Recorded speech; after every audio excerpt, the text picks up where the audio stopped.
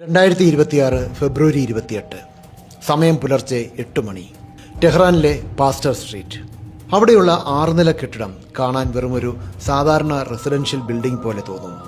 മുകളിൽ സോളാർ പാനലുകൾ, സാധാരണ ജനലുകൾ.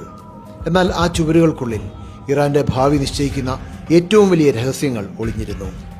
രാവിലെ 8 മണിയോടെ ഇറാന്റെ പരമോന്നത നേതാവായ ആയത്തുള്ള അലി ഖമേനി ആ ബിൽഡിംഗിലേക്ക് പ്രവേശിച്ചു. കൂടെ ഇറാന്റെ സൈനിക നട്ടലായ റവല്യൂഷണറി ഗാർഡ് തലവൻ മേജർ ജനറൽ മുഹമ്മദ് പപ്പൂറും നാഷണൽ സെക്യൂരിറ്റി അഡ്വൈസർ അലി ഷംഖാനിയും ഉണ്ടായിരുന്നു. അവർ കരുതിയത് തങ്ങൾ സുരക്ഷിതരാണെന്നാണ്. എന്നാൽ ഭൂമിയിൽ നിന്നും 2000 കിലോമീറ്റർ ഉയരത്തിൽ ശൂന്യാകാശത്തിന്റെ കറുത്ത നിശബ്ദതയിൽ അമേരിക്കൻ സ്പേസ് ഫോഴ്സിന്റെ ലോ ഓർബിറ്റ് സാറ്റലൈറ്റുകൾ പേർഷ്യൻ അതിർത്തിക്ക് മുകളിൽ വട്ടമിട്ട് പറക്കുന്നുണ്ടായിരുന്നു. അതൊരു സാധാരണ നിരീക്ഷണമല്ല, മറിച്ച് ശത്രുവിന്റെ ശ്വാസം പോലും ഒപ്പിയെടുക്കാൻ ശേഷിയുള്ള ഒരു സിഗ്നൽ ഇന്റലിജൻസ് വലയാണ്. ഈ സാറ്റലൈറ്റുകൾ എങ്ങനെയാണ് ഇറാന്റെ അതീവ സുരക്ഷിതമായ കമ്മ്യൂണിക്കേഷൻ ഹാക്ക് ചെയ്തത്? ഇറാന്റെ സൈനിക താവളങ്ങളിൽ നിന്ന് പുറപ്പെടുന്ന ഓരോ ഇലക്ട്രോണിക് സിഗ്നലും, അതായത് റേഡിയോ തരംഗങ്ങൾ, സാറ്റലൈറ്റ് ഫോൺ സന്ദേശങ്ങൾ, എൻക്രിപ്റ്റ് ചെയ്ത ഡിജിറ്റൽ ഡേറ്റ തുടങ്ങിയവ ഈ സാറ്റലൈറ്റുകൾ തുടർച്ചയായി സ്കാൻ ചെയ്യുന്നു. സാറ്റലൈറ്റുകൾ ശേഖരിക്കുന്ന ഡേറ്റ നിമിഷങ്ങൾക്കുള്ളിൽ ഭൂമിയിലെ അമേരിക്കൻ കമാൻഡ് സെന്ററുകളിലേക്ക് അയക്കുന്നു.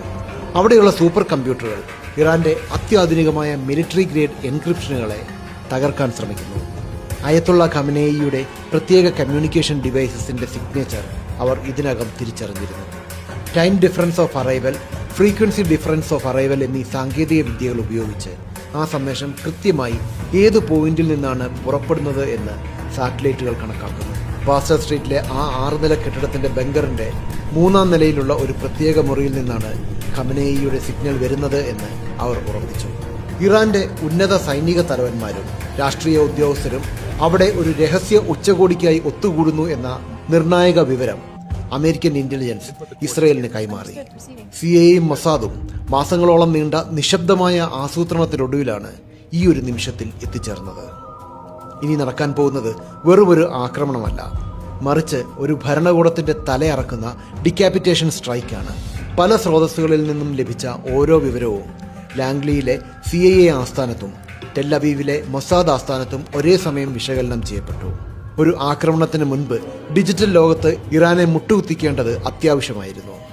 CIA അത്യാധുനികമായ ഇലക്ട്രോണിക് വാർഫെയർ വിഭാഗം ഇറാന്റെ കമ്മ്യൂണിക്കേഷൻ ശൃംഖലയെ ലക്ഷ്യം വെച്ചു. സ്പേസ് ഫോഴ്സ് സാറ്റലൈറ്റുകൾ വഴി അവർ ഇറാന്റെ മിലിറ്ററി ഗ്രേഡ് എൻക്രിപ്ഷനുകൾ തകർത്തു.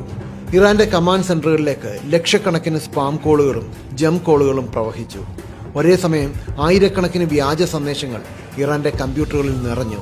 ഇതിനെ ഡിജിറ്റൽ ബോംബാർഡിംഗ് എന്ന് വിളിക്കാം.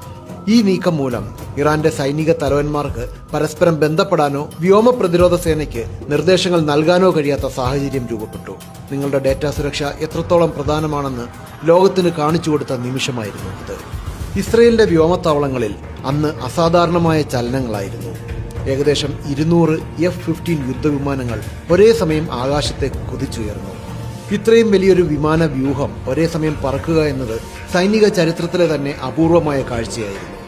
ഇസ്രയേലിൽ നിന്ന് ഇറാനിലേക്കുള്ള ദൂരം മറികടക്കാൻ അവർ ഫ്ലൈയിങ് ഓയിൽ ടാങ്കറുകൾ ഉപയോഗിച്ചു. ആകാശത്ത് വെച്ച് തന്നെ ഇന്ധനം നിറച്ച് അവർ ലക്ഷ്യസ്ഥാനത്തേക്ക് നീങ്ങി. പക്ഷേ ഇറാന്റെ വ്യോമ പ്രതിരോധം ശക്തമായിരുന്നു. റഷ്യൻ നിർമ്മിത S-400 റഡാറുകളും ഇറാന്റെ സ്വന്തം ബാവേർ മിസൈലുകളും ടെഹ്റാനിലെ ആകാശം കാത്തുസൂക്ഷിക്കുന്നുണ്ടായിരുന്നു. ഇവിടെയാണ് അമേരിക്കയുടെ സഹായം നിർണായകമായത്. US ടോമാഹോക്ക് ക്രൂയിസ് മിസൈലുകൾ മിന്നൽ വേഗത്തിൽ ഇറാന്റെ റഡാർ സ്റ്റേഷനുകളെ ഒന്നൊന്നായി നാമാവശേഷമാക്കി.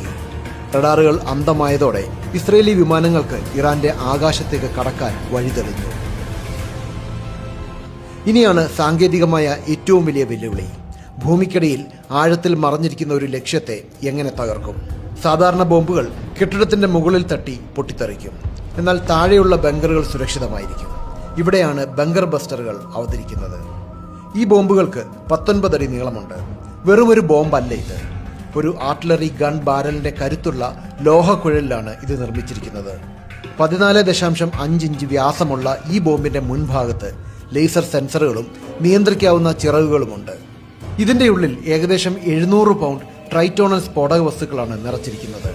80% TNTയും 20% അലൂമിനിയം പൗഡറും ചേർന്ന മിശ്രിതമാണിത്.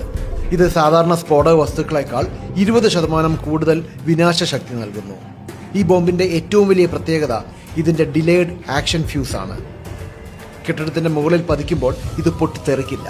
പകരം 6 അടിയോളം കട്ടിയുള്ള റീൻഫോഴ്സ്ഡ് കോൺക്രീറ്റും 100 അടി ആഴത്തിലുള്ള മണ്ണും തുളച്ചു കയറാൻ ഇതിന് സാധിക്കും. ലക്ഷ്യം വെച്ച ഭൂഗർഭ ബങ്കറിൽ എത്തുമ്പോൾ മാത്രം ഉള്ളിലെ സ്ഫോടക വസ്തുക്കൾ പൊട്ടിത്തെറിക്കും. ഇറാന് അന്നൊരു വലിയ തന്ത്രപരമായ പിഴവ് പറ്റി. ആ കോമ്പൗണ്ടിൽ 2 അതീവ സുരക്ഷിതമായ ആഴത്തിലുള്ള ബങ്കറുകൾ ഉണ്ടായിരുന്നു. എന്നാൽ അന്ന് അദ്ദേഹം തെരഞ്ഞെടുത്തത് ആഴം കുറഞ്ഞ ഒരു ഭൂഗർഭ മുറിയായിരുന്നു. മൊസാദിന്റെ ഹ്യൂമൻ ഇന്റലിജൻസ് വഴി ഖമനേയി ഏത് മുറിയിലാണ് ഇരിക്കുന്നതെന്ന വിവരം ഇസ്രയേലിന് ലഭിച്ചു. 200 വിമാനങ്ങളിൽ ഒരു പ്രത്യേക സ്ക്വാഡ്രൺ മാത്രം പാസ്റ്റർ സ്ട്രീറ്റിലേക്ക് തിരിച്ചു. അവർ ആ കെട്ടിടത്തിന്റെ മുകളിൽ കൃത്യം 30 ബോംബുകൾ വർഷിച്ചു. ഓരോ ബോംബും ഒന്നിനു പിറകെ ഒന്നായി ഒരേ വിള്ളലിലൂടെ താഴേക്ക് പതിച്ചു. 6 അടിയല്ല 60 അടി കട്ടിയുള്ള കോൺക്രീറ്റ് ആയാലും തകർന്നു വീഴുന്ന അവസ്ഥ. ഖമനേയിയും അദ്ദേഹത്തിന്റെ സൈനിക തലവന്മാരും ഇരുന്നിരുന്ന മുറി ഒരു നിമിഷം കൊണ്ട് ചാരക്കൂമ്പാരമായി മാറി. ഈ സ്ഫോടനത്തിൽ ഇറാന്റെ സൈനിക നേതൃത്വം പൂർണ്ണമായും ഇല്ലാതാക്കപ്പെട്ടു. കൊല്ലപ്പെട്ടവരിൽ പ്രധാനികൾ ഇവരാണ്: ആയത്തുള്ള അലി ഖമനേയി, ഇറാന്റെ പരമോന്നത നേതാവ്; major general Mohammad Pakpour, Iran revolutionary ഗാർഡിന്റെ തലവൻ. ഇറാന്റെ വിദേശ സൈനിക നീക്കങ്ങളുടെ സൂത്രധാരനായിരുന്നു ഇദ്ദേഹം. അലി ഷംഖാനി, ഇറാന്റെ മുൻ നാഷണൽ സെക്യൂരിറ്റി അഡ്വൈസർ. ഇവർക്ക് പുറമെ ഖമനേയിയുടെ കുടുംബാംഗങ്ങളും സ്ഫോടനത്തിൽ കൊല്ലപ്പെട്ടതായി ഇന്റലിജൻസ് റിപ്പോർട്ടുകൾ സൂചിപ്പിക്കുന്നു. ഇറാന്റെ കമാൻഡ് ആൻഡ് കൺട്രോൾ സംവിധാനം ഒരൊറ്റ ദിവസം കൊണ്ട് നാമാവശേഷമായി. ആക്രമണം ഒരു ബങ്കറിൽ മാത്രം അവസാനിച്ചില്ല. അമേരിക്കൻ സെൻട്രൽ കമാൻഡിന്റെ കണക്കുകൾ പ്രകാരം ഇറാന്റെ സൈനിക ശേഷി തകർക്കാൻ 2900 ലക്ഷ്യങ്ങളാണ് ആ ഒരൊറ്റ ദിവസം കൊണ്ട് ആക്രമിക്കപ്പെട്ടത്. ഇറാന്റെ മിസൈൽ സൈലോകൾ, വ്യോമത്താവളങ്ങൾ, കമ്മ്യൂണിക്കേഷൻ ടവറുകൾ എന്നിവയെല്ലാം തകർക്കപ്പെട്ടു. ഇസ്രയേൽ ഉപയോഗിച്ച 30 ബോംബുകളിൽ മാർക്ക് 82, ബങ്കർ ബസ്റ്റർ, GBU-39 എന്നിവ ഉൾപ്പെടുന്നു. ഏകദേശം $3 ബില്യൺ ആയുധങ്ങളാണ് ഈ ഒരു മിഷന് വേണ്ടി മാത്രം അമേരിക്ക ഇസ്രയേലിന് നൽകിയത്. സാങ്കേതിക വിദ്യയുടെ കാര്യത്തിൽ ഒരു വൻ സാമ്രാജ്യത്തെ നിമിഷങ്ങൾക്കുള്ളിൽ തകർക്കാമെന്ന് ഈ ഓപ്പറേഷൻ തെളിയിച്ചു.